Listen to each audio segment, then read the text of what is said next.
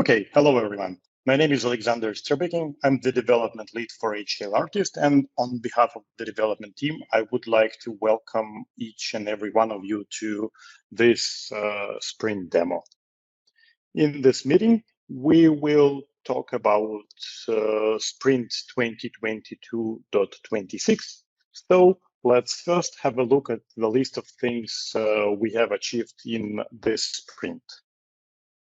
The first item, the first achievement was that we have enabled standard copy command to copy names of named elements in Project Explorer. So then those names could be pasted in any other view or editor, like, for example, code view or something, or an external application. We'll see a demo of it in several minutes. Another improvements was based on the fact that we have discovered that sometimes we were not tracing states correctly. It occurred when the state was reached through a transition which was going via a choice point. So now this has been corrected. Now states in such situations are traced correctly. Then we have added a new preference to control saving of model after it gets updated because of code to model synchronization. We'll also see this in the demo today. And another improvement in this sprint was support for namespace separators, these double column characters in operation names. It also will be demoed. And yet another approval was an ability for users to enable automatic removal of trailing white space in code view in code editor, like you could previously do with C++ editor. But that's not all. On top of that, we have improvements in external project importer. You will now create working sets for you, one with the projects you wanted to import and the other one with their dependencies. We also see this in a bit. Another important update that we have recently introduced Log4j with version 1 with experimental feature called textual state machines. That Log4j 1.2 we got through depending on a component called xtext. Now we have uplifted that Log4j version from 1.2.15 to 1.2.19 because version 1.2.15 is known for having several security vulnerabilities, which version 1.2.19 doesn't. And it is also important to note here that this is not about famous Log4j vulnerabilities that were discovered in December last year. I think it was called Log4j shell or something in the media. So it is not about that vulnerabilities. Those only affect Log4j version 2. And here we are talking about Log4j version 1.2. But anyway, we have updated it to a more secure version. Then we have improved CLAND tidy compliance by always generating special suppression comments to suppress this bug-prone size of expression warning on the code that we generate in type descriptors. So in this way, the warnings would be only generated on user's code, and that's, I think, what is valuable here. It also will be demoed today. And last but not least, it's not new, but we thought it was worth understating that we have an installation shell script for RTist 11.2 that can jumpstart your fresh computer from zero to running HCL in just several minutes, depending on how fast your internet connection is. So we'll also see this magic today.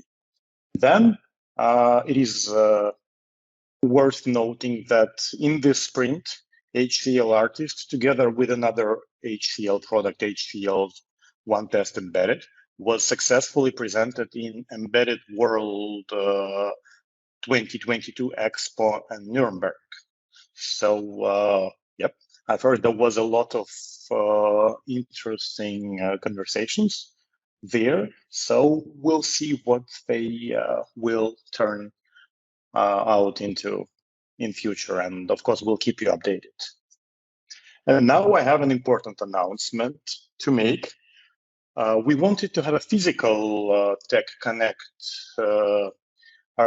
initially around this Embedded World Conference, but it turned out that some of our customers still have travel-related restrictions, it seems. So we decided to make a virtual Tech Connect instead, so everybody could join. So please save the date, September 28th this year.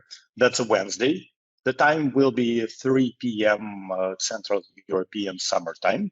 So basically the same time we are having this meeting, but on Wednesday in September, when everyone should be back from their summer vacations. And to sign up to this virtual Tech Connect, you should follow the link, which you could see on the screen, hclsw.com/RTistTC, HCL Tech Connect 2022.